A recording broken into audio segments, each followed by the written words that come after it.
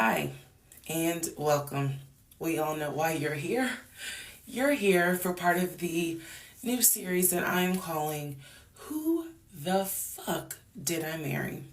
I'm going to create this playlist series, and I'm going to tell the story of how I met, dated, married, and divorced a real pathological liar. This is my introduction slash disclaimer video. First and foremost, I'm going to be truthful, even if it makes me look bad.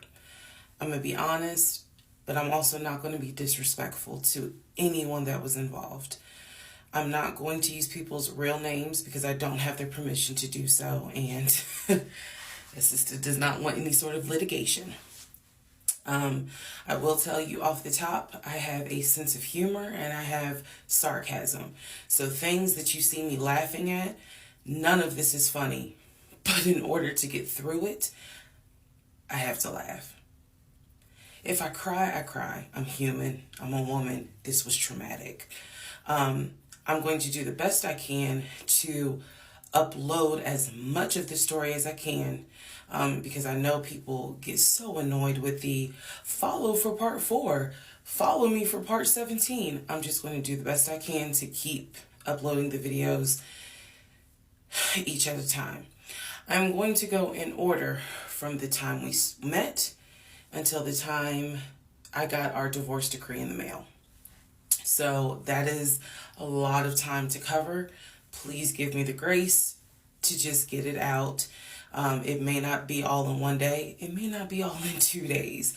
But what I can tell you is even if you don't necessarily see a video, I'm probably recording it and then I will upload it into the playlist titled, Who the Fuck Did I Marry? What else do I need to cover ahead of time? Because I feel like this video is important to give some sort of context. So that way when people jump into the series, they kind of can figure out, oh, let me start at the introduction video and then work my way through. A lot of the questions that you all have sent me will be answered when I start and tell the story in order. Everything I'm going to tell you can be verified. There are people in my life who can easily verify, yes, this did happen. Yes, he really did do that. Yes, he said that. Yes, she did go through that. I have no contact whatsoever with my ex-husband in any way, shape, or form. We do not communicate. We do not have mutual friends or anything where we communicate through those people. No contact. I cannot stress that enough because I feel like somebody's going to ask me, do you still talk to him? No. I ain't seen him. I ain't heard from him. I don't want to hear from him. And I will tell the entire story up until the last time I did hear from him and what happened. Yeah, this is my story. So, I am just a regular woman who thought she met the one, and I didn't. Most people have never came in contact with a pathological liar. We typically come in contact with like a compulsive liar. It is not the same. A pathological liar has no reason for why they lie. And the lies that they make up, there's no limit to the lie.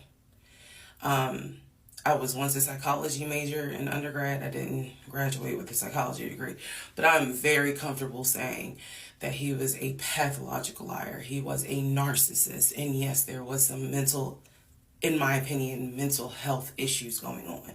Pathological lying part, absolutely. So I want to preface all this by saying, you're going to probably think, what in the world? There's no way this happened. Everything you're going to hear me say actually did happen. I never thought I was going to be in some sort of Lifetime movie, but I was. So I will read the comments as best I can. like I said, I think if you allow me to tell the whole story, things will be answered. And sorry, I do talk with my hands. It's a coping mechanism. So if you're like, why is she moving her hands? Other than that, let's all take a deep breath, buckle in, because this was a fucking crazy ride. And if you think it's crazy, imagine how I feel as the person who lived it and had no idea what I was dealing with. I thought I knew, but I truly had no idea who the fuck I married. You like how I twisted that? Anyway. All right, y'all. This is the introduction, so welcome. Part 1 will be up shortly. Please excuse the hair, but here is part 1 of Who the Fuck Did I Marry? So I met my ex-husband around March 4th of 2020. We met on Facebook dating site, and we also matched on Hinge. I did not realize that he was on both under 2 different names. So one was his actual name, and the other one was a variation, like a nickname that he called himself. Different pictures. So it was a running joke between us. Oh, you ain't even recognize that you had matched with me on Hinge. No, I didn't. And also that should have been a red flag. By the way, you will notice in this story, I called it the United Nations of red flags. It is so many red flags that, I mean, you would have thought I was colorblind because I ignored all of them. So, anyway, back to the story. We met around March 4th. We exchanged phone numbers. He called me and we talked on the phone for the first time. In the first phone call, he told me that he had just moved to Georgia from California, from San Diego. His job had transferred him because he was being transferred in as the new regional manager for a major condiment company that is based here in Georgia. I'm not going to say the name. And so we also talked about his childhood. He told me he grew up in Philly. He's from Philly. Both of his parents were deceased. This is the first phone call.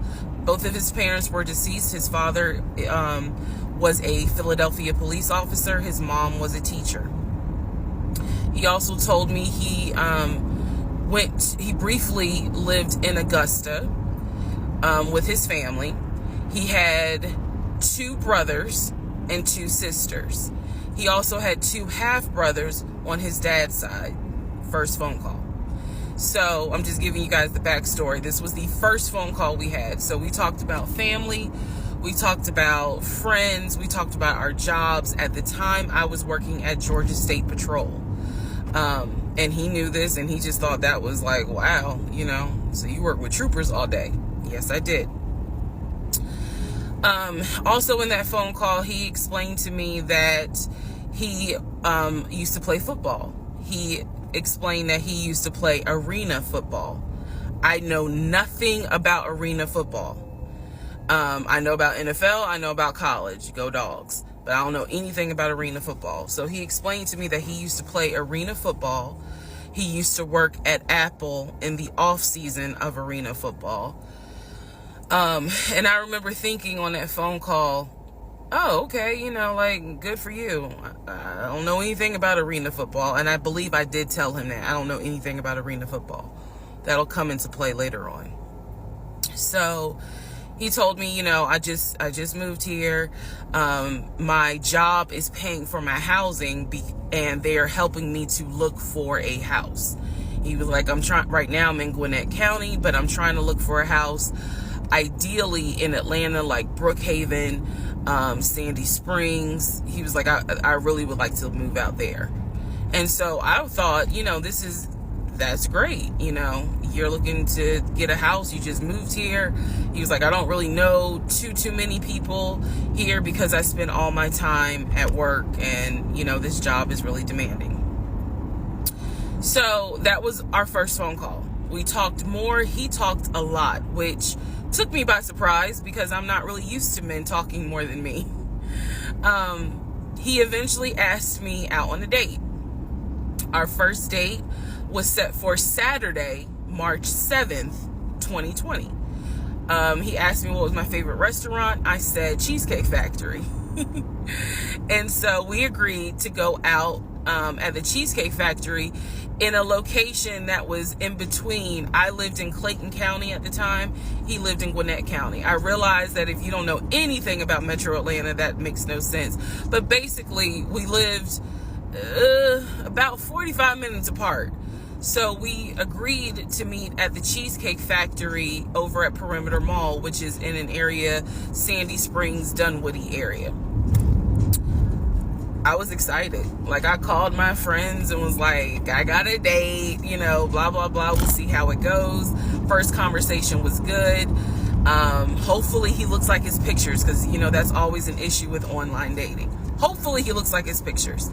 So on my way to our date, I took 285, and literally right before I got to Boulder Crest, the exit for Boulder Crest, I heard a boom, and I lost control of my car. Thank God that not thank God, but I knew what to do. So I did not crash, but my tire blew out. So I called him and I said, hey, I'm so sorry, but my tire just blew on 285. I'm slowly making my way off the exit. I believe I pulled into a Chevron gas station. And I said, I got to get this fixed. I don't know what to do. Like, I'm a damsel in distress kind of thing. He kind of paused. He got quiet. And he was like, tell me exactly where you are. Drop your pin. So I dropped the pin. And he came to the gas station. Got out the car.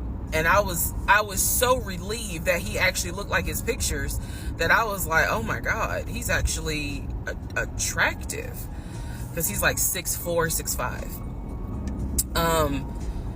Also, man, I apologize. So let me go back to the first conversation. Let me add something. He did tell me in the first phone call that he was divorced, and that his ex-wife, she had 2 children, a boy and a girl, who were teenagers, young adults. I think the girl was about 20. And he said that he had a very close relationship with his stepkids. But that he and his ex-wife had divorced because she cheated on him out in California. And so coming to Georgia was a new beginning for him. She was still out in California. The kids were still out in California. And so, he was like, I can't stand her, but I still want to be in the kids' lives. I have to put that in there because that will come back later. So this is just setting the stage. Again, that first conversation we talked about family, job, friends, how he ended up in Georgia, me being in Georgia, the things that, I would think people talk about in the first conversation. All right, now back to the tire blew out. So he shows up to the gas station. He changes my tire, which I just thought was the sexiest thing in the world. And then he proceeds to say, hey, I found a tire place around the corner. You need to get another tire. Like, you can't drive on this donut. So he followed me to the tire place, and then helped me get a tire, paid for it. So I was definitely like, wow. And so the vibe was good. So anyway, I get the tire fixed. We follow each other to the Cheesecake Factory over in Perimeter. We hold hands walking into the Cheesecake Factory. So in my mind, I'm like, this. Oh my God, I had butterflies. That's the look of a woman who had butterflies. So I had butterflies. And we go in, there's a long wait. And so we sit outside and we just talk. And the conversation's great. And this is where he tells me what it is he's looking for. He tells me, I believe at the time he was 42. He was like, I want to get married and it be for real. He's like, my parents were married 40 plus years before my mom passed away. And I want that. I want marriage, family, a house. Like, that is what I want. He was like, I'm as a man, I'm ready to get married, but I want it to be for real, because the first time, it really hurt me when she cheated on me.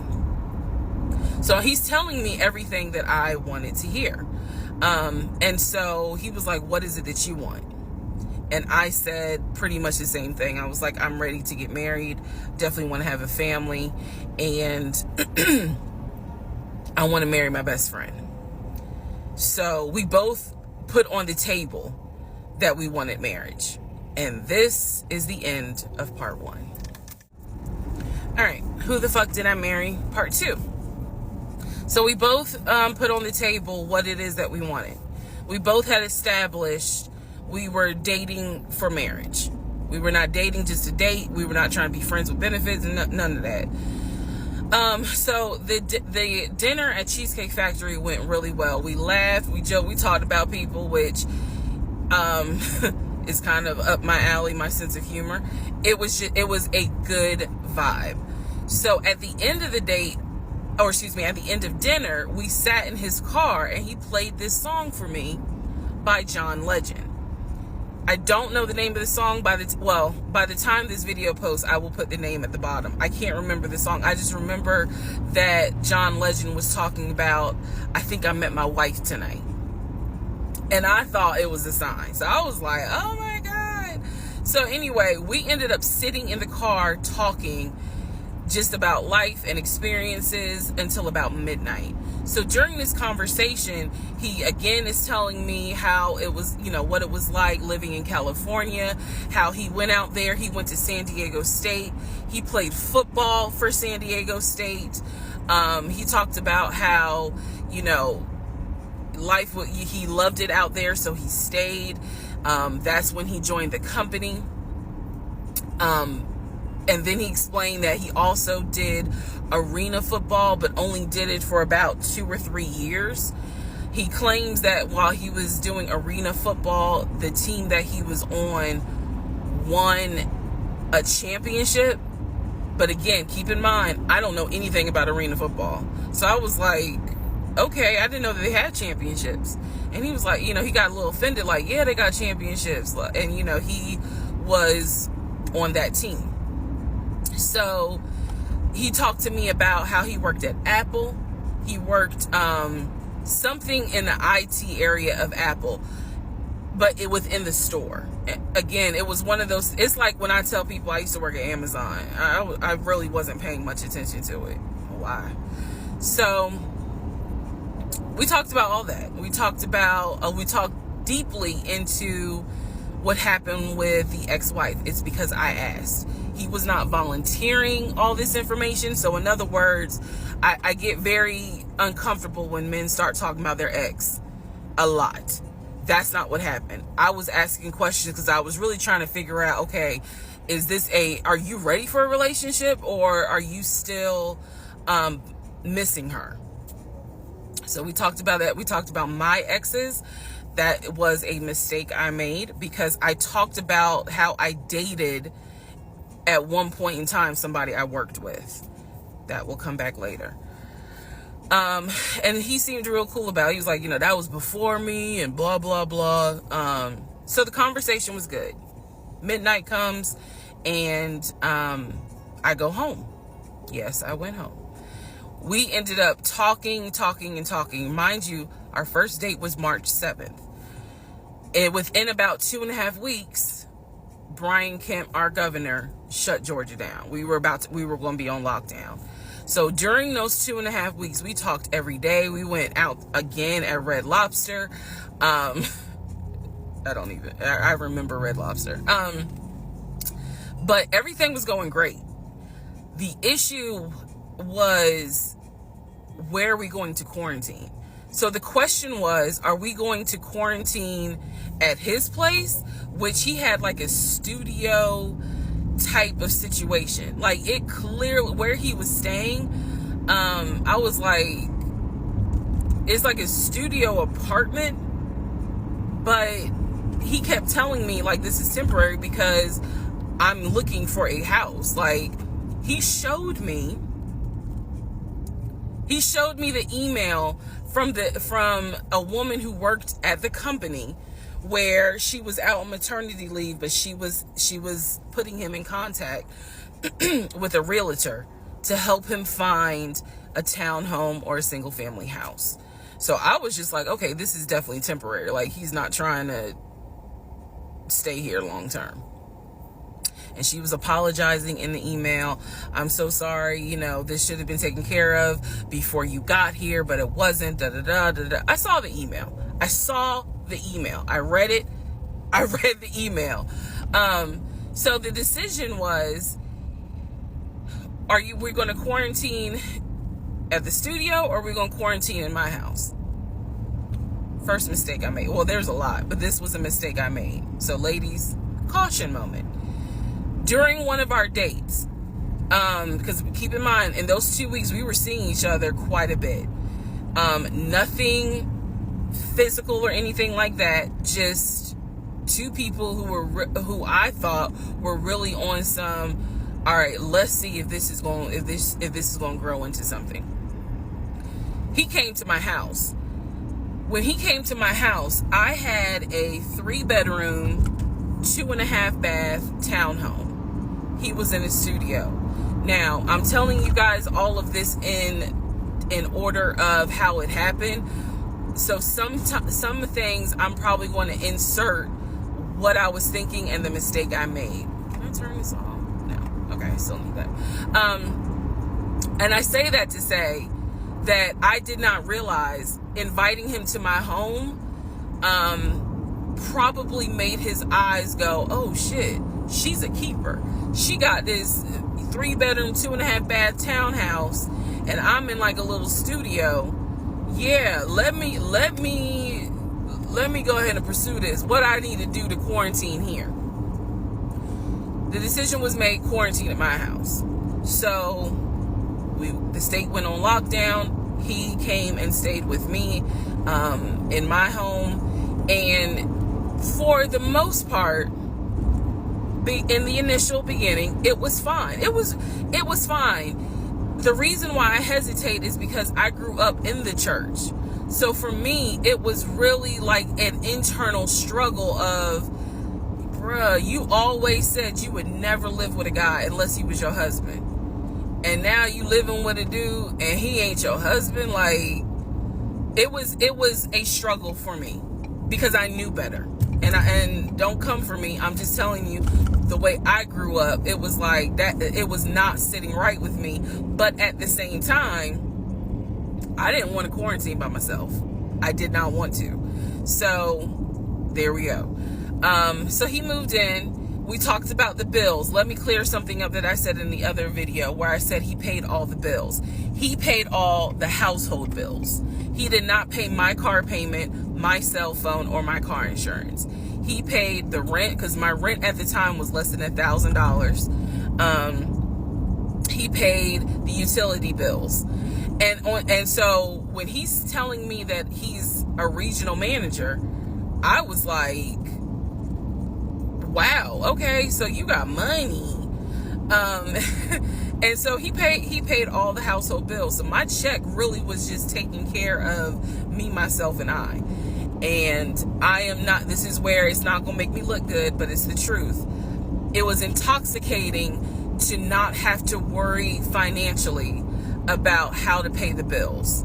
It was a wonderful feeling. And so I kind of pushed to the side the fact that, yeah, you shacking up, because it's like, but your page, you don't have to worry right now. Like, he's taking care of all of April's bills before April even comes, because this was still March. So we're living together, and I'm cooking, I'm cleaning, he's helping to cook and clean, and then we have a conversation about house. Is he still going to buy a house just for him, or is he going to buy a house where it's for us? Because we are going to try to make this thing work, be official, get married, have a family. So the question now on the table is, what are we going to do? Because I didn't want to stay in Riverdale, Georgia. I did not want to raise a family there. I refused to have a baby in Clayton County. So the decision was made, let's start looking for a house for both of us. Remember, he was already looking for a house for him. But then he was like, you know what? We're together. I plan to marry you. Let's look for a family home for the two of us. He was like, this is how much I was approved for. That's when he showed me the Chase paperwork. It was a letter stating that and it had the Chase emblem at the top. He showed me a letter stating that he was approved for All right, part 3. Who the fuck did I marry? So this is when he showed me a letter from Chase with the Chase logo at the top, stating that he had been approved for a mortgage for a $750,000 mortgage, or a $750,000 house. So he was like, we can't go over $750,000. And I remember asking him, can you afford the mortgage on a $750,000 house? Because I know I can't. This is when he explains to me, I told you how I played arena football. I invested my money really well. So he said, I have money that will help pay for the mortgage. He was like, we're good. Like, I'm financially, I am okay. He was like, that's why I'm able to get approved for a $750,000 mortgage. So he told me that his money was in different savings accounts. He said he had an account with Chase Bank, he had an account with US Bank, and he had an offshore account. This is what he told me. The offshore account, I was like, why? And he explained something about, the US, the US imposes taxes on money when you have a certain amount in US banks. He was like, so everybody knows that it's smart to have some money in an offshore account. Y'all, look, I live paycheck to paycheck. I was like, okay, that's whatever. I said, so you have the money to pay for a home. I'm also holding in my hand a letter from Chase saying that he was approved for $750,000. So I went off of what I saw. So we contacted a realtor. I won't say his name, but man, if he ever sees this TikTok, I owe this man such an apology. But we contacted a realtor who was based in Cobb County, because I was very adamant I wanted to move back to Marietta, Smyrna area in Cobb County, Georgia. He was fine with that. His whole attitude was, you're going to be my wife, happy life. So we met a realtor. I would find houses that I wanted to tour. Keep in mind that this was COVID. So at the time, we could not tour a home. It would have to be a virtual tour. So this particular realtor, we found a house in Douglasville, Georgia. Not Cobb County, but nevertheless, it's in Douglasville. I was fine with Douglasville. So we found a house in Douglasville, Georgia. The realtor did a FaceTime tour of the house. The house was a nice home. 5 bedrooms, 4 baths.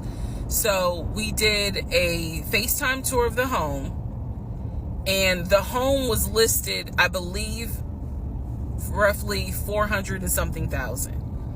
I really liked the house. I could see myself living there. I could see us living there. I could see us with the kid there. This is now April, just for timeline purposes. This is April. So he really liked the house. He was like, you know what, we'll put an offer in on the house. He was like, if you like it, because again, it was COVID, we weren't going to be able to see the house in person because the family still lived there. So he said, I'll put an offer in. We'll see if it's accepted. I said, okay. So he puts an offer in. He's telling me he put an offer in. I need to clarify some things he told me and the things that I actually saw. So for this house in Douglasville, he told me he was putting an offer in. The realtor would call me because one thing that the realtor told us, he was like, if the woman likes the house, typically the house is going to get bought. So he kind of dealt with me a bit more than he did my ex-husband. And again, this is April 2020. This is before we got married. So at the time, he was my boyfriend. So the realtor was calling me and was like, hey, you know, I put the offer in, and what they're asking for is proof of funds. And I did not know anything at this time about buying a house. So I was like, hey, you probably need to talk to him, because I'm not even listed on the mortgage. Like, from the paperwork I saw, it was only in his name. So he called him. I guess they talked. I was not there, but I'm assuming that they had talked. So the boyfriend is coming, my ex is coming home saying, yeah, I talked to so-and-so. I sent him over the paperwork. The offer was approved, and they are going to try to do a virtual closing. First, we got to do an inspection. If the inspection goes all well, then we have to do a virtual closing. He also told me that he put down earnest money on the home. He put down, I believe, $5,000. He said, I just transferred the money over to the realtor's account or whatever, so that it could be earnest money for the house. So I'm just like, okay, great. He was like, so realistically, this is April. We should be able to get in that house by June. Okay, no problem. So this is what he told me. About 3 or 4 days later, I get a phone call from the realtor, and the realtor is like, hey, I'm just checking to see what you guys want to do about that house. So I was confused. I'm at work, and I said, oh, I was told that he put an offer in. And the realtor was like, he did? I didn't know that he put an offer in. And I said, well, why wouldn't you know? Like, he told me he put the offer in, and he had paid earnest money, $5,000 earnest money. And so the realtor was like, well, let me call him and find out what's going on with that, because I didn't know anything about it. So red flag, of course. So I call him, and he in true narcissistic nature, he flips the script, and he like goes off. He's like cussing, going off, like he shouldn't, excuse me, I have the hiccups. He shouldn't be calling you. If he has a question, he should call me, because I'm the one that's on the mortgage. He was like, and now it's going to be an issue. And I said, well, did you put the offer in with him or not? And he said, no, I did not put the offer in with him. I put the offer in with a friend of mine who is a realtor, so I can give him the business. So I did not hear from that realtor again.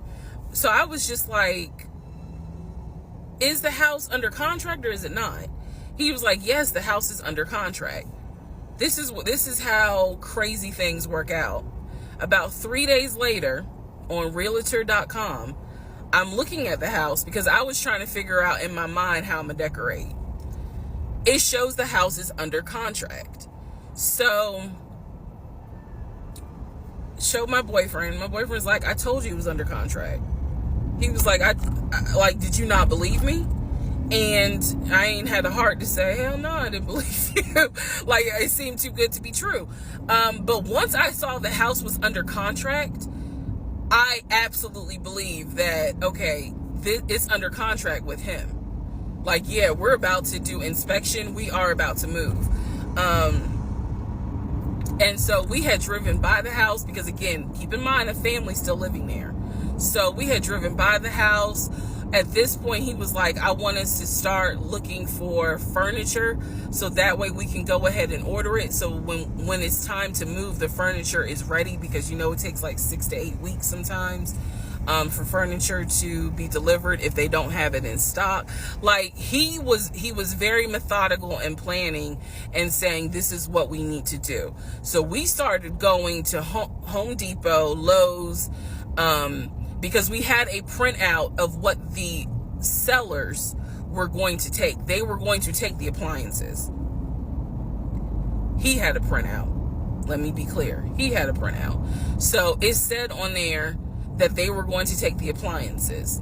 So we needed to get a new stove, new refrigerator, new microwave, all that stuff. So we went to Home Depot and Lowe's, and I went ham. I chose all these new appliances, and here's where we get into the shopping. All right, part 4. So we go to Home Depot, we go to Lowe's.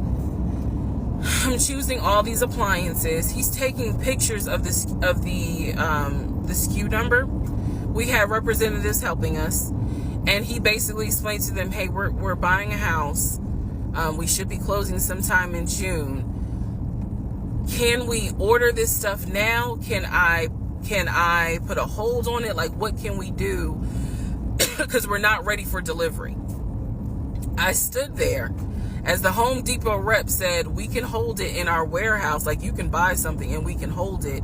People do it all the time, especially with COVID. So I watched him pay. I want to say it was about it was either $350 or $500. I watched him pay a deposit on a whole new set of appliances for them, and they were going to hold it until we were ready for delivery. I watched this. So I was like, okay, good deal. Like, we got the appliances. Next, let's go to Rooms to Go and Ashley Furniture and find actual furniture. So we went all around Rooms to Go. We went to Ashley Furniture. We went to American Signature. And I saw all these things that I wanted. Again, he's taking pictures of it. He was like, I can go online and order it. I didn't think anything of it because, again, I just saw that we held the appliances. So I was like, okay, that's fine. So April turns into May. May 2020 comes. This is where things start to get a little interesting. May comes, and obviously we had not done inspection. And I'm asking him all the time, what's the deal with the house? He was like, oh, because of COVID, they're trying to get someone to do the inspection. But the guy that they had, it was always something. The guy they had caught COVID, so they're going to have to get somebody else. And he's like 15 houses backed up, so it'll be a while. So at this point in May, I know I look crazy. In this point in May of 2020, I started recording audio diaries. I don't know why. It was something just made me just start recording my thoughts in an audio diary, and I still have them. And I would save them by the date, and I would just start talking about what's on my mind. So I was like, I knew there was something was nagging me, like, but I kept pushing it out of my mind. I was like, you saw, this is what I reminded myself. You saw him pay for the appliances. You know the house is under contract. You know that he told you that he's the one who put the house under contract. Why would, I remember saying to myself, why would he lie about that? This is so easy to verify. Why would he lie about that? Have you caught him in any other lie? And at the time, the answer was no. So I really was like, maybe you just aren't used to a guy who actually does what he's supposed to do. Like, I was questioning myself and then answering my own questions. So inspection didn't happen. Around mid-May, I found out I was pregnant. May 2020. When I found out I was pregnant, he was ecstatic and I was like, oh shit. The reason why I was oh shit is because number one, I'm plus size. Number two, because of my age, I felt like it was probably going to be a high risk pregnancy. And I wasn't married. And that nagged. I cannot tell y'all how much it nagged me. There was a lot of internal struggle in between. My family didn't even know that he had moved in at this point. I told them, that I was pregnant. Went to the doctor. Everything looked good. But again, because it was COVID, he couldn't go in with me into the actual room. So, doing any sort of ultrasound, doing the blood test, because my HCG levels were really high. So the doctor was like, hey, it might be twins. We don't know yet. You're still kind of early, along. They gave me a due date. The due date was January 26th of 2021.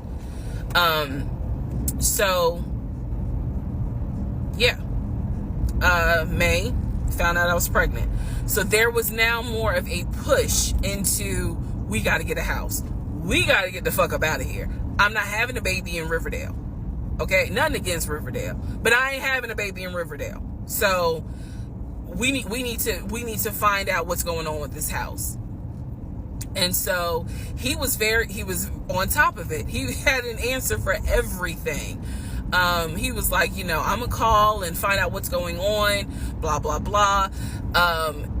He then magically told me about a week later, oh, they're going to do inspection on the house, like in 2 days. So I was just like, okay, keep in mind, I'm taking his word for it. I'm taking his word for all this. So he's like, they're going to do an inspection.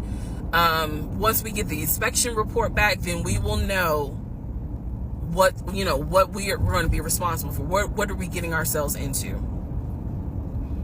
So, I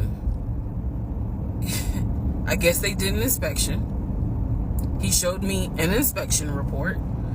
Only thing that they said that the roof had just recently been replaced, which I remember he was very happy about. And the issues that there were for the house were minor. It was not a bad, because we did have a discussion about it. He was like, it's nothing that we can't handle. Then he said that we were set to close the end of May. We were set to close the end of May. He told me it was going to be a virtual closing. You're probably like, what the hell is a virtual closing? Because again, he's saying because of COVID, people are not closing in the office. They're doing a virtual closing where you would need to electronically sign the paperwork. This is what he's telling me. And so he was like, we're set to close like just before Memorial Day. And so for some reason, again, there's still that nagging part. For some reason, I didn't start packing. Anyone that knows me will tell you I hate moving. I've done it enough in my life. I hate moving. But I did not start packing up that house at all. I was just like, I'm pregnant. My body was changing so fast that it was like I can barely keep my eyes open half the day. And so, no, I didn't start packing. And I remember I did record, again, I was recording audio diaries just about every day. When something didn't sit right, I would verbally record it in the audio diary because I was like, I don't know what it is, but there's something. That was the theme of our relationship. I don't know what it is, but I know there's something. And so I remember talking to myself in my little prayer closet, because that's where I would do my recordings. And I remember thinking, what if we don't get this house? Like, what if he's lying? But again, there goes that thought process of, why would he lie about this? Like, who makes up that they're buying a house when in fact they're not? And then he's showing you all this paperwork. Like, come on. You can't be that jaded that you don't even believe what's in front of you. All right? So now we're going to go into part 5. Okay, part 5. Who the fuck did I marry? So I'm questioning all this stuff in my head out loud on my audio diaries. And then once again, I'm like, but look at what he's giving you. Like, he's paying, it wasn't a question about money. It was just a question of, are we really about to move into this house? And keep in mind, he's paying all the household bills. He still is. So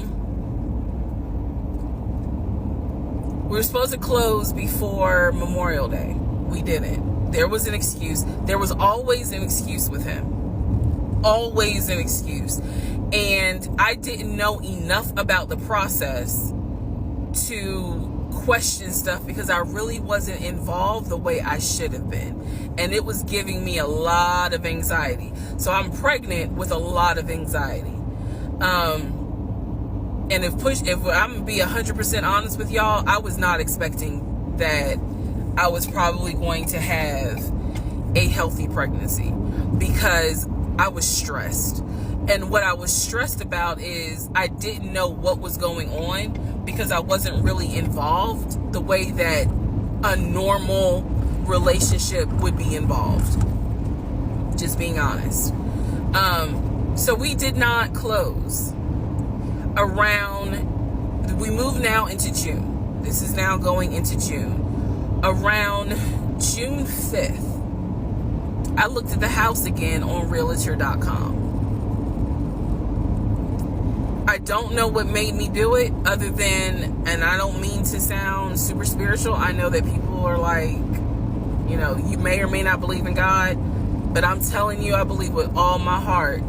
Probably the Holy Spirit was like, look at that house on Realtor.com. So I looked at the house on Realtor.com.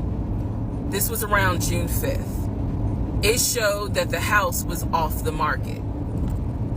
And I remember being like, okay, wait, what does that mean? What does that mean? Because ex-husband is telling me we're about to close on the house. We're about to close. It's our house. We got furniture, da-da-da, da-da-da, da-da-da. He's also telling me that he's been in contact with the realtor, his friend, who was telling him, you know, this is what was happening next.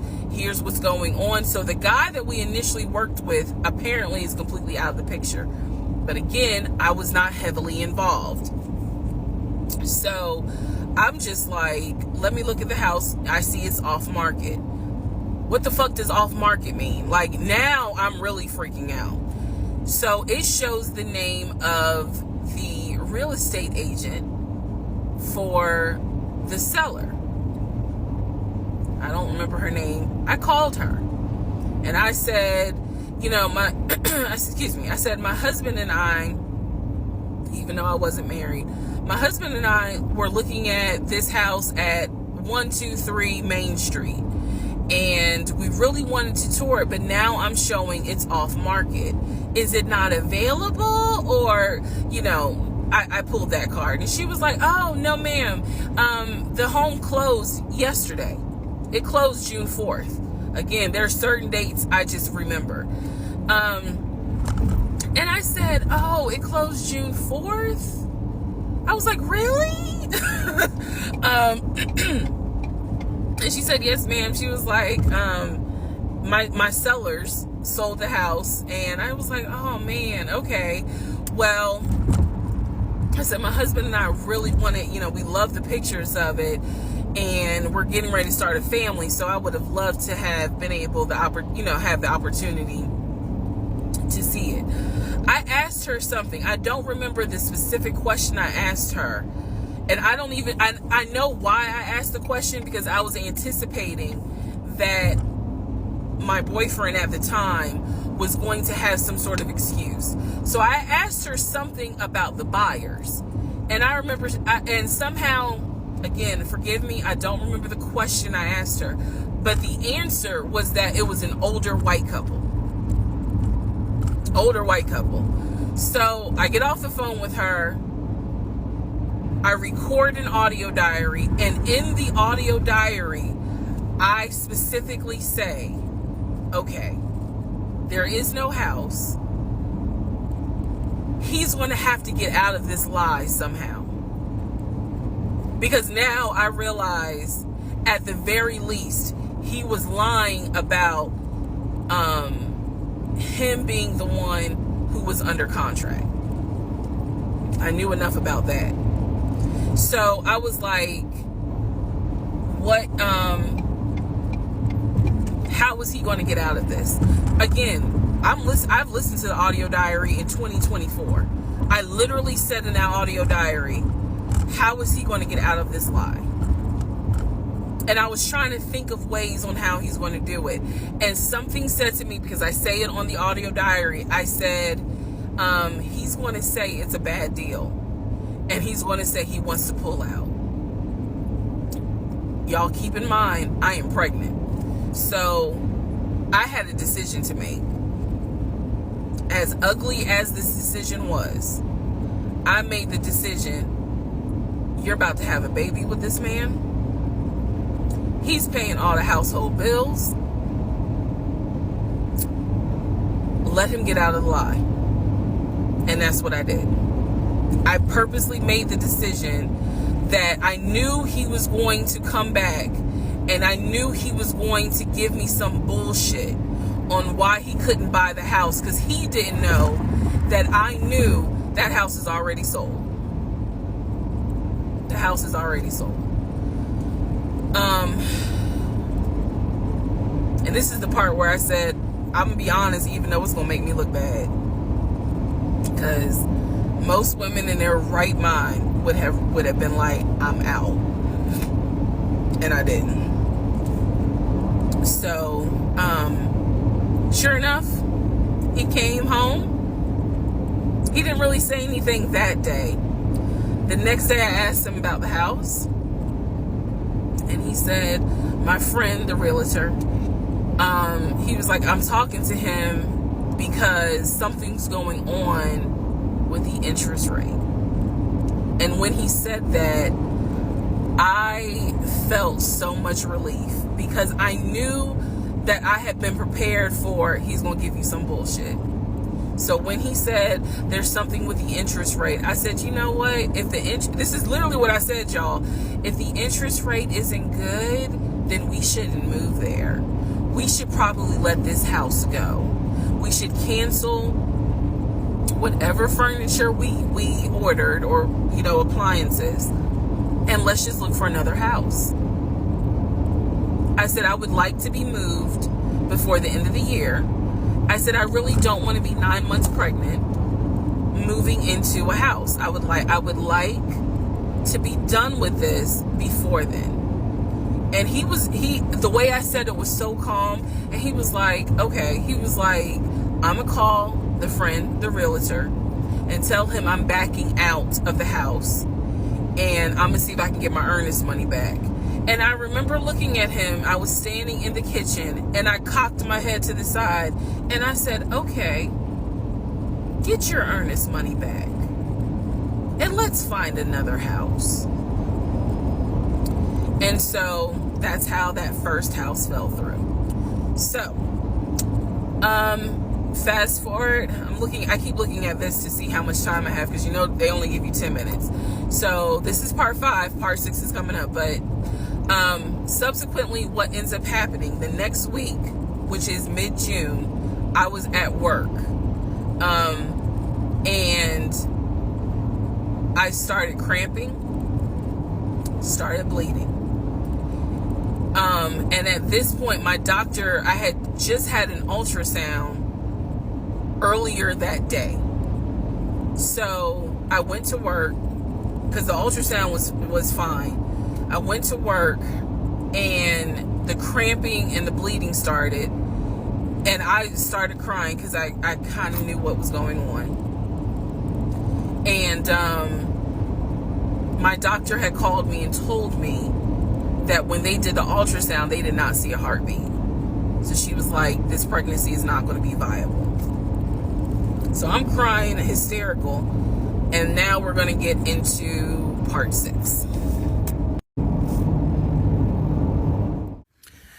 Okay, so this is part 6 of Who the Fuck Did I Marry?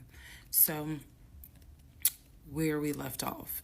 So, obviously, my doctor had called and told me there was no heartbeat, the pregnancy was not viable at that point, and I was cramping and spotting at work. Went into my best friend's office and immediately started crying. She was like, "What's going on?" And I said, I told her what the doctor said, and she grabbed her keys, grabbed her purse, and was like, "Let's go, I'm taking you home."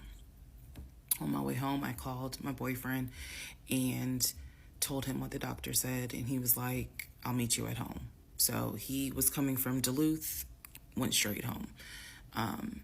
And so about 24, 48 hours later, I had a doctor's appointment, and my doctor gave me 3 options.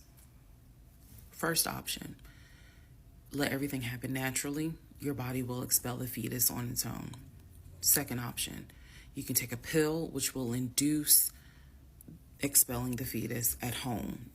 The pill basically will cause you to contract and expel. The third option was to go into the hospital and do a D&C. I did not want to do a D&C because I did not want to be in a hospital with COVID going on. And for whatever reason, I did not do the option of let it happen naturally. So I chose to do the pill. His birthday was June 17th. My ex's birthday was June 17th. So the decision was made, we're going to celebrate his birthday that day, go out to eat. And then that night I would take the pill because we both were off from work the next 2 or 3 days.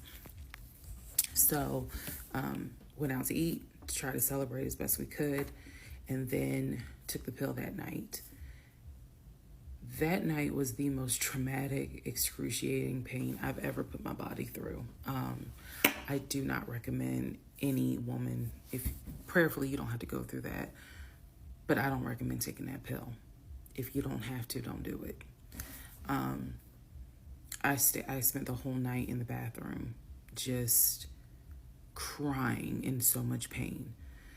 They gave me a narcotic. I couldn't take it because I found out I was allergic to it, so it was causing me to like projectile vomiting.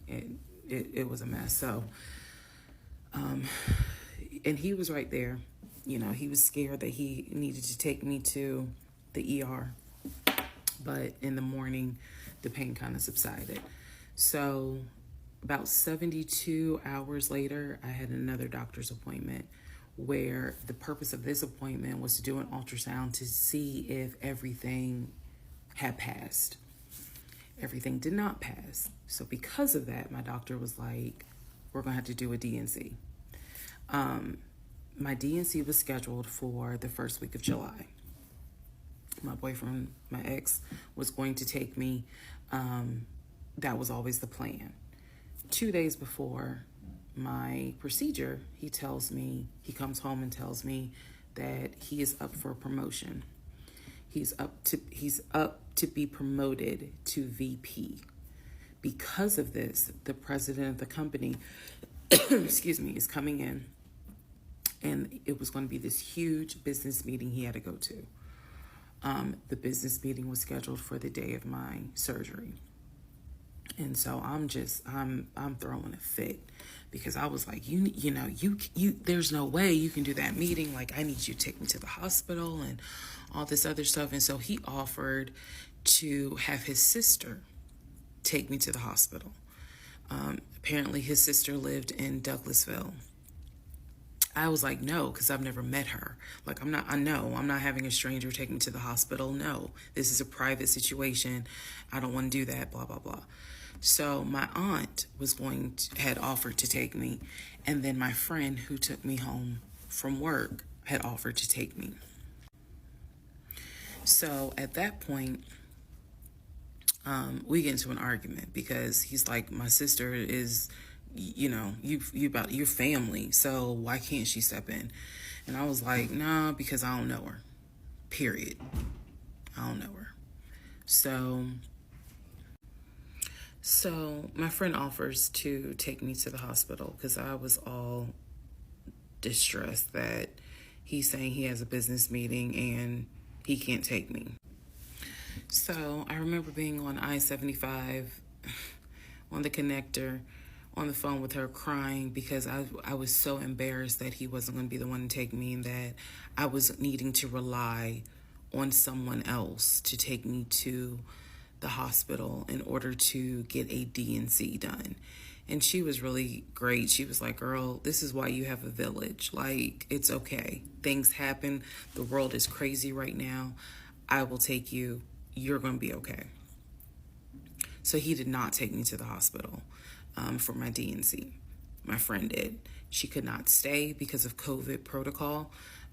So when they wheeled me into pre-op after I got checked in, I texted him and was just letting him know, hey, here's the update. I'm about to, I'm in pre-op. They're going to get me prepared to go back to the surgical ward or whatever. And the response I got was from his new executive assistant named David. Now, when he told me he was up for the promotion, he did tell me that part of getting this new job would be that he would get an executive assistant named David. And he did tell me, I'm going to make sure that I inform David, if you get a text from this number, meaning from me, pull me out of the meeting because, my fiance's having a procedure done and I'm picking her up. So it's important that you come get me if it's something serious. So I text him. David responds. He said, yeah, Mr. Blah Blah told me that you are having a procedure done. If you need me to get him, I can go get him. He's in a meeting. Just let me know what you need. And I just said, no, don't bother him. I'm just giving an update that they're about to take me back. And David responds and says, I'm so sorry you're going through this. Please let me know if there's anything I can do. So I have the procedure. I wake up and I am now in recovery. I should be in recovery 45 minutes up to an hour and a half. I wake up, first thing I ask, and I remember asking, is where is so-and-so? The nurse, who was so sweet, she was like, everything went well. You're doing great. She said, we spoke to your fiance. He's on his way. So I said, okay, okay. I kind of dozed back out, but I could still hear everything that was going on. I just could not keep my eyes open to save my life. So I hear her talk to the other nurse. And that's when she said, yeah, Dr. So-and-so called her fiance and his executive assistant picked up. And the executive assistant said that he was in a business meeting and that, you could relate to him what you need to say and he'll tell the fiance. And my doctor was like, hell no, HIPAA, I need to speak to him. So apparently my fiance called the doctor back about 30 minutes later, and the doctor informed him she'll be ready to be discharged in about an hour. You can make your way and come pick her up. He said he was on his way. He was on his way from Duluth to Atlanta, which is not a huge distance, but the time of day, one thing about Atlanta, there's always traffic. So he should have been there within the hour. I should have only been in recovery an hour and a half. Let's go to the next part. Part 7, who the fuck did I marry? So I should have been in recovery at Northside Hospital for about at most an hour and a half. Subsequently, I ended up being in recovery between 3 to 3.5 hours. The nurses kept calling my ex, asking what's the status, because they were actually getting ready to do a shift change. So they kept calling, asking what's the status, like, where are you? I want to say that they called a total of 3 times and they spoke to him twice. So at this point, I knew that they were all like, where's her fiance? Like, what is going on? He said he was stuck in traffic and so he was making his way there. He eventually did get to Northside Hospital, and they wheeled me down because, again, he couldn't come in just because of the protocols. So when I got in the car, and I'm in pain, but yet drugged up, couldn't keep my eyes open, I was just out of it. But I remember him calling my aunt and my mother and letting them know, I picked her up, we're on the way home, let me get her settled, and then I'll give you guys an update. I remember that. What I did not know was that he had texted my aunt and my mom and asked them to not bother me for like a week. Like, just please don't reach out to her. Let her just rest. I am from New Jersey. I am from an African American family. You don't tell my black mama or my black aunt that, please don't bother her for a week. I didn't know this at the time, but I'm just interjecting that part. I'm trying to stay in the timeline, but he did apparently do that, and my aunt was like, "Boy, I will fuck you up." Anyway, so go home. He waits on me hand and foot. I recover. Just needed about 24 to 48 hours to just get my mind right. During this time, in between when the house in Douglasville fell through, we had not talked about a house. So I guess it was about a week later, after the DNC, he decides that, do you want to start looking for a house again? Excuse me, I have hiccups, y'all. Do you want to start looking for a house again? Because of what happened with the house in Douglasville, I felt like I was smarter this time to say, I want to be involved in every aspect, because I don't know what the fuck happened with that house in Douglasville. But what I do know is that he lied to me. I didn't know then what I know now. I just knew he lied about I knew he lied about being under contract. So I told him, I said, I don't want to work with your friend who I've never met, never talked to. I know that he has talked to him because he's talked to him in front of me. And I'm going to demonstrate on one of the videos how he used to do his phone calls. Don't worry, it's coming. So we found a new real estate agent. Really nice guy. His name was Scott. I am using his real name. Really nice guy. And we told him what the budget was. And Scott was like, okay, when you guys are ready, we can start looking at houses. Try to look for houses that are empty, because you can actually tour those. If it's a house where someone's already living in there, chances are it's going to have to be a virtual tour because of COVID. So I found a house that I absolutely, in total, we must have looked at about 15 houses. But I found a house in Smyrna that I absolutely loved. We toured the house. Everything about this house was perfect. The house was listed for $699,000. It was a brand new construction build.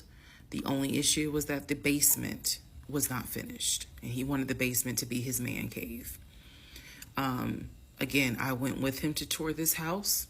So this was already feeling very different than the situation in Douglasville, because we did not actually tour the Douglasville house. We only did a FaceTime virtual tour. This house in Smyrna, we toured. We toured this house more than once. And it was gorgeous.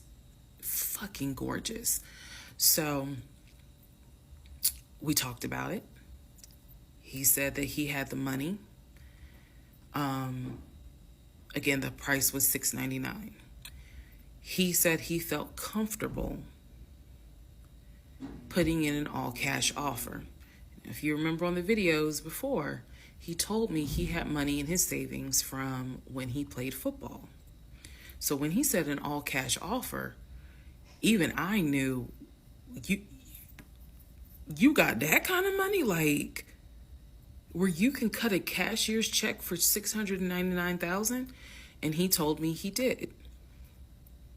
He had money in savings from when he played football, and he was very comfortable paying all cash for this home. So the real estate agent, Scott, sent over the paperwork. The paperwork was sent in both of our names. It was sent to my email. That was another thing that I changed after Douglasville. Everything gets sent to me, and then I will be sure that he signs it. So he sent it to me. I looked over the offer. We were going to put in an all cash, full price offer with a request to have the basement finished. Also, we were requesting for the seller to give us an answer within 24 hours. We were requesting a quick closing. These are just some of the things I remember. I remember 24 hours, like I didn't want to wait on, y'all think about it. 24 hours, let us know if you're accepting the offer or not. And then also a quick closing because it was a new construction. So we didn't have to wait for the current tenant to move out. We didn't have to do that. So I watched in our bedroom as he pulled it up, because it was a electronic document. He signed his name to the offer for $699,000 cash. He requested again, the seller let us know in 24 hours if they were accepting the offer. So we submitted the offer at around 6 p.m. We were requesting that by 6 p.m. the next day, they let us know if the offer was accepted or not. I watched him sign the offer. I sent the offer back to Scott from my email. All parties had signed. Scott texted us and said, I got it. I'm submitting it. I will let you know what they say. Let's go into part 7. Sorry. Let's go into part 8. Good grief, this is getting... Okay, so I just want to clear up some things that I realized is kind of creating some confusion. So just allow this video to serve as a stop sign. Let's clarify. First of all, the story, background. He was born in Philly, raised in Philly, and moved to Augusta. Story is that he moved to Augusta for high school. After high school, he went to college at San Diego State. Enjoyed San Diego State, stayed in San Diego for quite a while. Got married out in California, had a house in California, played arena football out in California, but his family was back here in Augusta, Georgia. He still had a lot of family up in Philly, but for the most part, he had a sister in Augusta. He had a sister in Douglasville. He had a brother in Baltimore. He had another brother in Philly, and he had a brother in Nashville. So I just want to clarify that in terms of not the demographics, but the geography. Born in Philly, came to Augusta for high school, went to San Diego State for college, played football, stayed at San Diego, got married out there, but still had quite a bit of family here in here in Georgia. He also had a sister, I think I said, who lived in Douglasville. I have physically met his aunt who lived in Augusta. I've met his brother who lives in Augusta. I have spoken on FaceTime with a brother who lives in Baltimore. And then I will demonstrate how he used to talk to the brother that lives in Philly. That's coming up. You haven't missed that. In terms of the proposal, you did not miss the story of the proposal. I simply didn't want to share it because it was embarrassing. Basically, he gave me 3 ring options. We went to a jeweler at the Mall of Georgia. He had me pick out 3 rings. I told him which one I liked the most because I knew it wasn't a romantic proposal at all. I knew which ring I liked the most. I told him which one. He basically said, when I'm ready, I'll give you the ring and I'll propose. Fast forward about, I guess it was summer, because I was actually pregnant when the ring came. We were sitting at the dinner table. He took the ring box out of his pocket, slammed it on the dinner table, and I was like, what is this? He was like, open it. I opened it. Inside was the ring that I had wanted, that I had chosen at the jeweler. And he was like, all right, so this means that you're going to be my wife. I was pregnant. So, again, when I asked y'all to give me grace, it's because there are certain things that's just like, girl, what was you thinking? Trust me. There's no excuse. So there was never a, will you marry me? It was more of a, we're living together, we're having a baby together, we need to get married, because the backstory also was that his dad was a retired police officer, but at one point his father was a pastor. So he could quote the Bible like nobody's business, as we all know. So can Lucifer. But anyway, he could quote the Bible like no one's business. And so that's how we ended up engaged. And I was wearing a ring. I will find a picture and I will try to post it. But I was wearing the ring. Don't worry, there's more to that story as well. So just wanted to clarify some things for the people who were like, wasn't it weird that he had a sister who lived close, but he's from Philly? So I just wanted to definitely bring clarity to what he told me was the backstory. Born in Philly, came to Augusta for high school, went to California for college, played football at San Diego State, played football and arena football, worked at Apple, and then joined the condiment company in California, who then transferred him back to Georgia. He was married in California, and he told me he got divorced in California. That is important as well. That will come up again later. And so the ex-wife, at this point in time, at the time that I'm telling you, part 7, which is the last video I just posted, the ex-wife lived in California with her 2 kids, his 2 stepkids. The 2 stepkids were 17 and 20 or 21, but they were that age group. And he was saying that he was very close with them, so he wanted to keep a tight relationship with them. And he talked to them, if not every day, every other day. When I say, when I say this, I need y'all to understand. When I say that he talked to someone, it means that he was on the phone in front of me talking to the person. I hope that, because I will touch back on this. He was on the phone in front of me talking to the person.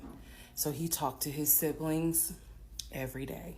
He talked to his aunt almost every day. He talked to his family the way I talk to my family almost every day. And again, I will demonstrate how he used to do the phone calls. I will also demonstrate how he used to do the work phone calls, because he called me every single day from work. And he would talk to people while he was on the phone with me. And I could hear people in the background. But that's a whole nother part. So again, buckle your seats. I promise I'm reading your comments, I'm reading your questions, but I wanted to bring this video just to clarify some stuff. Hopefully this helps. And honestly, I know people are fascinated by this, but more than anything, I hope that there's a woman watching this and she's saying to herself, okay, it's time for me to ask some questions. That's my hope. All right, part 8 of Who the Fuck Did I Marry? So we submitted an offer on the house in Smyrna. I sent it over to Scott, our realtor, and next day comes, Scott asked if we can take a phone call. So he calls us and tells us that the offer was not accepted and the builder did not do a counter offer. We don't exactly know why. We don't exactly know why he didn't accept it, but the bottom line is that we figured out later on that he didn't want to finish the basement. So the offer was not accepted. The house fell through. I was okay with that because, again, I knew he had put in an offer. So we continued looking at other houses. We found another house in Smyrna that he really liked. I thought that it was way too big for just the two of us. And so the price of this home was much higher than the $750,000 that Chase had approved for the mortgage. So what he explained to me was that he was willing to do the $750,000 mortgage, and he was also willing to put a significant amount of the money in savings on the house, which meant that he was now comfortable going from $750,000 up to about $900,000. Again, his whole explanation was, I have the money where I can put down a substantial down payment, bring down the price of the home, and then basically mortgage the rest of it. So that was now the plan. I was not comfortable with a home over $900,000. But again, keep in mind, I saw the Chase paperwork. So I was like, I just feel more comfortable sticking at the $750,000 mark. That's what you were approved for. Let's go with that. By this point, this is now fall of 2020. We had been talking about marriage. I had my ring. He had made VP at the company. And again, he was calling me every day from work. I need to kind of explain how the company was ran, because when you think VP, you would think he would be in an office. It was a condiment company, so they actually were producing the condiments, and I'm not saying the name of the company on purpose, but they were producing the condiments in this particular plant location. So a lot of times he would simply tell me that he walked the floor, checking in with his subordinates, basically. Now, how did he go to work? For the most part, at this point, he left before I woke up. However, pretty much he wore dress pants, kind of like a dark navy blue cargo pant, and he had a polo shirt with the company logo on it. What I saw a lot of times is that he would not wear the polo shirt to work. He would wear like a company t-shirt. He would wear rubber sole shoes and the navy blue cargo pants. I didn't think it was a uniform, but it reminded me of what someone would wear when I worked at Amazon, if you're going to be doing manual labor. He didn't go to work sloppy looking at all, but it definitely was not suit and tie. Nowhere near suit and tie. It is fair to note that outside of work, he was a man who he loved to dress. He loved to wear the latest Jordans. He loved to collect watches. He collected a lot of Invicta watches. He loved to collect hats. He wore hats, baseball caps everywhere because he didn't like the shape of his head. So in terms of how he dressed casually, the man, he could dress. In terms of how he dressed for work, yeah, he didn't dress like a VP. But his excuse was, I'm constantly walking the production floor, and I can't be in a suit and tie walking the production floor where they're creating the condiments that we're selling. So by this point, again, this is fall. We're still looking at houses. We're still touring houses as much as we can because it is COVID. We had found another house that we really liked and a house that I really, truly wanted to put an offer in on. This was now going to be the second house that we put an offer on. He put in the asking price, I believe, was about $700,000. He put in under asking an offer for about $650,000. I'm guessing, but I'll try to find the house and put it on the story. The reason that house fell through, we found out that the home was sitting on a septic tank. We found out that the septic tank had an issue, and it would have taken about $15,000 to $20,000 to fix the septic tank. The sellers were not willing to fix the septic tank. Personally, I didn't really care for the house that much. I'm the one who was like, I don't really want it. So even though we put an offer in, we had 24 hours where we could pull our offer back.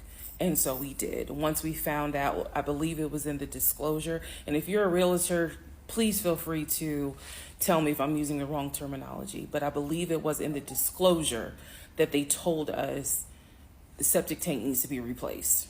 That's when I was like, nah, I don't want that house. So we pulled out. The house fell through.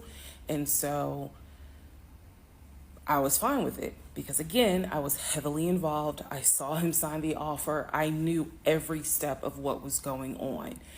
Our real estate agent, Scott, was amazing, but you will see when I get to it where he made a mistake as a real estate agent. So house number 2 fell through. We then moved on, saw a few more houses, and then we get to house number 3. I'm going to pause talking about the houses because now I need to introduce what happened with the cars. Stay tuned. All right. Part 9 of Who the Fuck Did I Marry? So we're pausing on the house stuff. Let me tell you about the car. So when I met my ex-husband, I was driving a 2012 Nissan Rogue, fully loaded. It had quite a few miles on it, but it got me from A to B. It was in good condition, but I was upside down in the car. He was driving a 2018 Ford Taurus, sport mode. I know he had a sport mode on the car, and I love driving that car.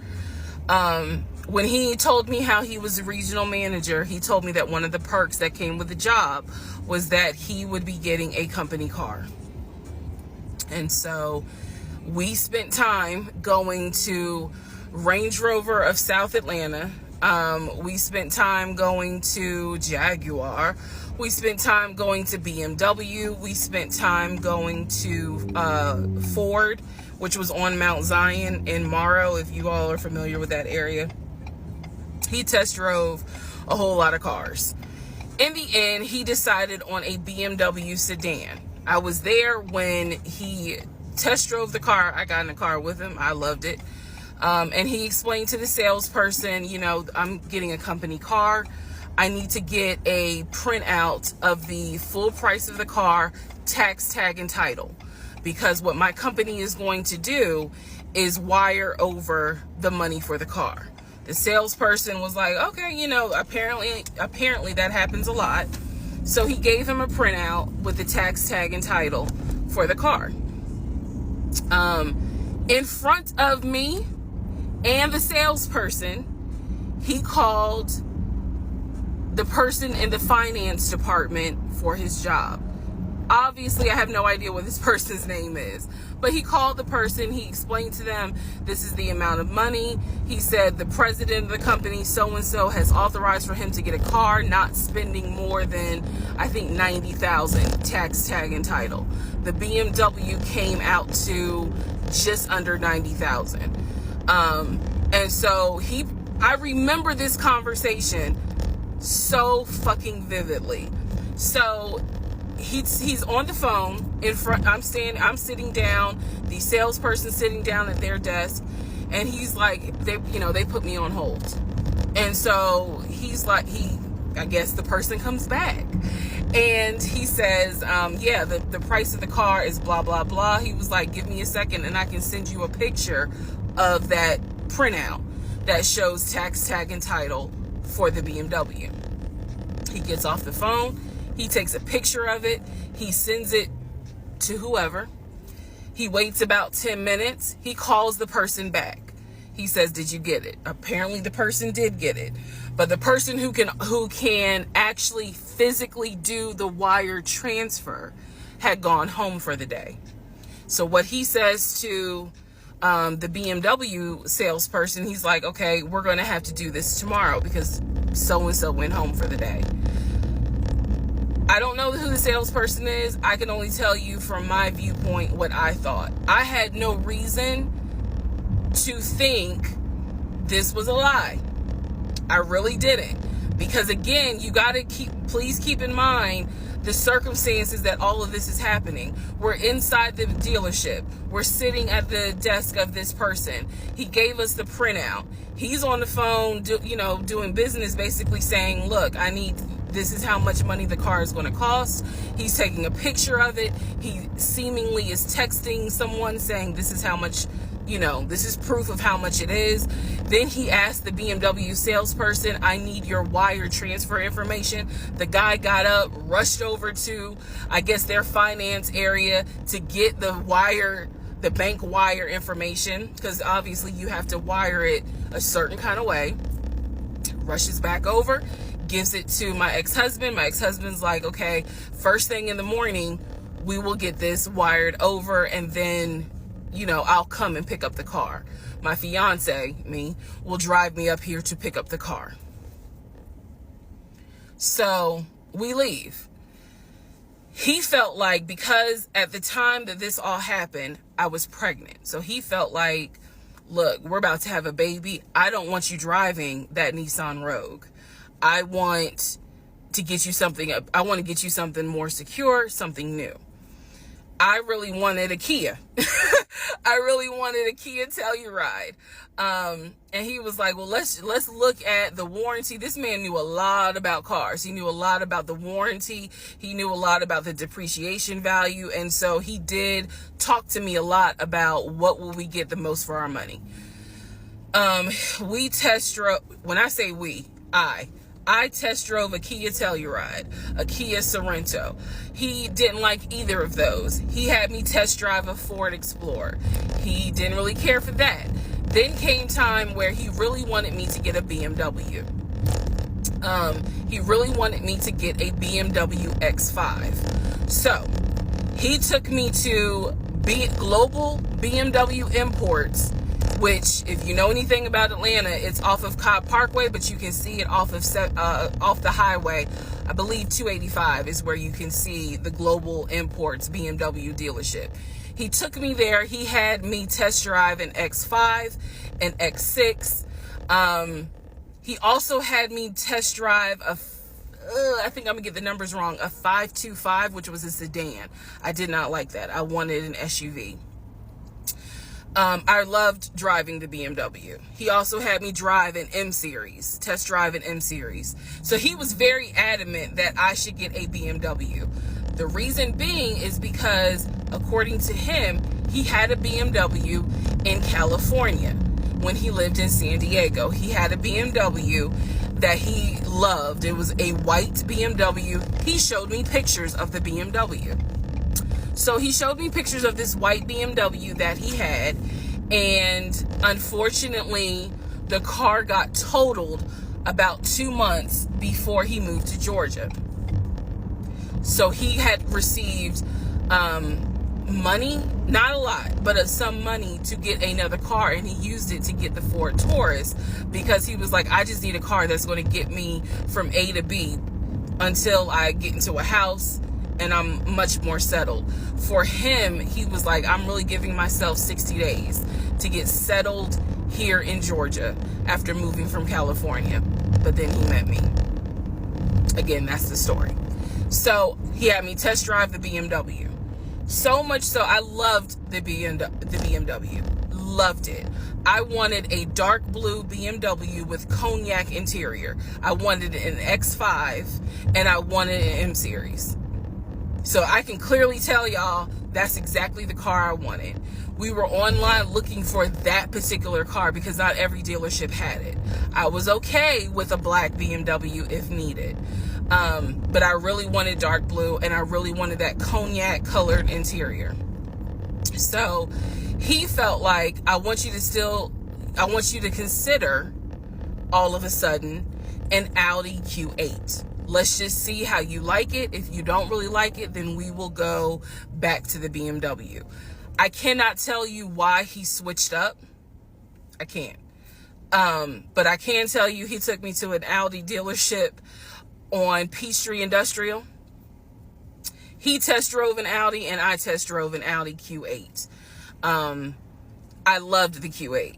Loved it, loved it, loved it. But I was tired of test driving cars. By this point, I had test driven so many cars. Our weekends were spent either looking at a house or test driving cars. And I was picky, I will admit that. So he had me test drive the Q8. I really liked it. I finally just told him, look, I'm good with either the BMW or the Audi, because I'm tired of test driving cars.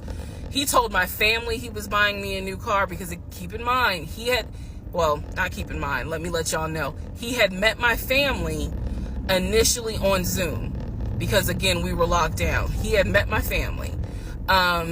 He also had met my family in person because at this point, it was like, look, if you're not showing any symptoms, maybe we can do family dinner. And so we had. So he had met my family in person. And now we will go ahead and move towards part 10 of this series. Okay, part 10. Who the fuck did I marry? Okay, had to sneeze. All right, so at this point, I had test driven all these cars. Kias. Hell, he even had me test drive a Nissan Murano. But the main two were BMW and an Audi. He had told my grandfather he was getting me a car. He had told my aunt he was getting me a car. That he was going to, he was like, she's going to be my wife. I want her to be in something secure. So my family was really like, wow, wow. Who knew that he had this kind of money?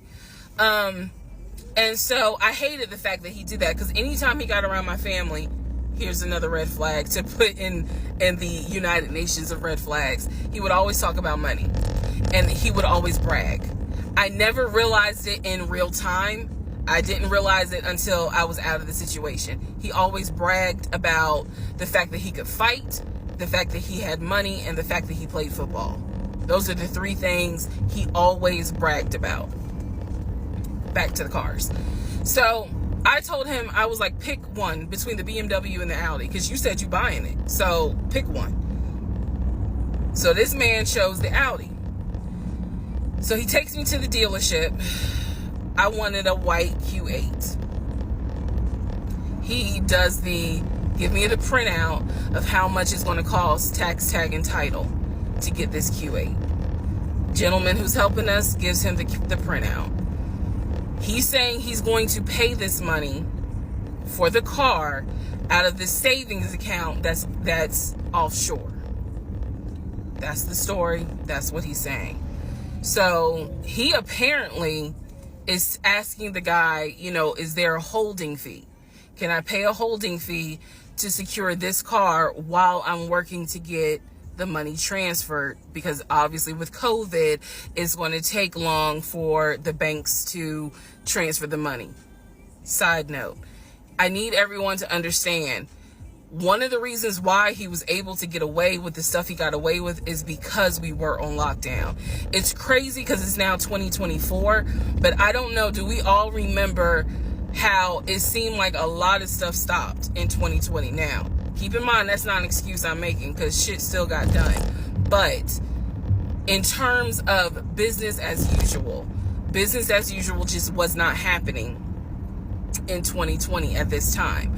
So when he's saying, oh, it's going to take a while for the bank to transfer the money, the gentleman who was working at Audi he didn't make a face. He didn't blink. He was like, I know it's going to take a while because of COVID. So basically what ends up happening is we leave. He has the printout. He calls the bank, or he calls his financial advisor, who does have a name. The financial advisor's name is Eric. I feel comfortable using certain people's names, especially if we find out they didn't exist. So he calls Eric. He tells Eric in front of me, hey, I need to transfer $72,526, whatever the amount was, because I'm buying a car for my fiance. This is the bank account information. Do you need me to give it to you over the phone, or do you need me to email it to you? Pause. I can't hear what the person's saying, but that's what he would do. Do you need me to give it to you over the phone, or can I email it to you? Okay. All right, give me a few minutes and I'll go ahead and email it to you. All right, let me know. I'll call you back to find out if you received it. Okay, hang up. So I'm hearing this because, again, I'm not paying attention to, did I hear anybody on the other phone? Did I hear anybody on the other end? So he proceeds to type up an email, type up something, telling him this is the information that we need.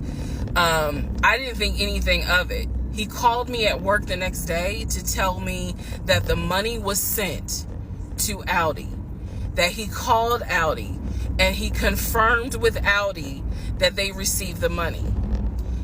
What he told me is that the car is going to be delivered to the house. Y'all, it's not that I lived in the hood, because I didn't, but I did not live in an area of Clayton County where you would have a brand new Audi delivered to your house. So I remember saying to him, I don't want that car delivered to the house, not yet, because I need to put that car in the garage. And my Nissan I only had a 1-car garage, so my Nissan was in the garage. So he said, okay, well, let me call them back and change the delivery date. Can you be home, or can you do a half day? So he's asking me, can you work a half day so that they can deliver the car and you will be home for it? I said, yes, that's fine. Because again, it's COVID. I'm working from home anyway. I only had to go in the office 2 days a week. So I'm at home the next day. He told me the car would be delivered between the hours of 1 and 3. Obviously, between 1 and 3, nothing happened. So 3 o'clock, I called him. He's at work. He sends me the voicemail. He calls me back. I said, it's 3 o'clock. No one ever came with the car. What's going on? And then I remember I was like, well, do I need to call Audi myself? Because I thought that you handled it. But if you didn't handle it, do I need to call them? And so whenever I would suggest I will handle it, he would get very, very defensive. Red flag number 472. So he was like, no, I will call Audi. Don't do anything. I'll call Audi and find out what's going on. Okay. So I'm at home chilling, cooking dinner, normal night. He calls me back and says, yeah, the car was stuck on the truck in Spartanburg, because apparently that's where their deliveries come from. So when he told me this, I was in the kitchen laughing, because by this point, I will be honest, and I told y'all I'll be honest even when it makes me look bad.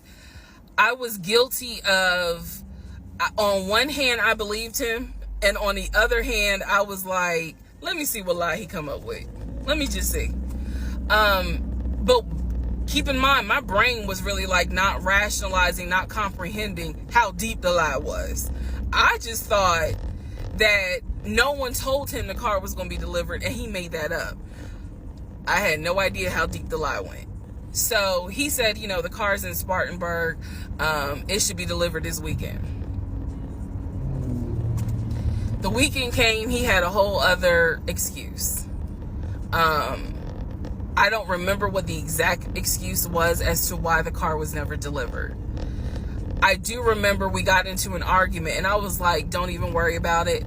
I'm going to get a new car my damn self. I don't even need your help.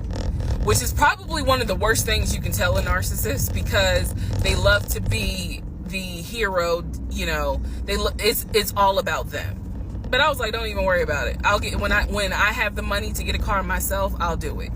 I don't want to hear anything else about a new car. I don't want to hear shit else about a car.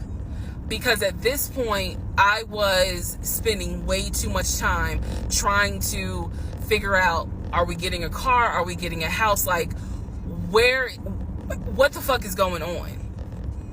Always there was an excuse. So when I told him I don't want to hear anything else about a car, and I am not going to a dealership to test drive another car, that ended that whole discussion right there. So this is where I'm going to interject what I believe was happening. I believe that my ex-husband is the type of person, he gets off, nut. He gets off on you being excited about something that he knows you will never get. So I believe that he enjoyed going to car dealerships. He enjoyed watching me test drive a car and get excited about it, knowing I was not going to get it. It is the level of cruelty. And again, I'm telling y'all stuff that I found out way later on. It is the level of cruelty that I still cannot comprehend. So the whole issue about the BMW and the Audi, I think he just enjoyed seeing me get excited and then pull it away. Part 11 coming up.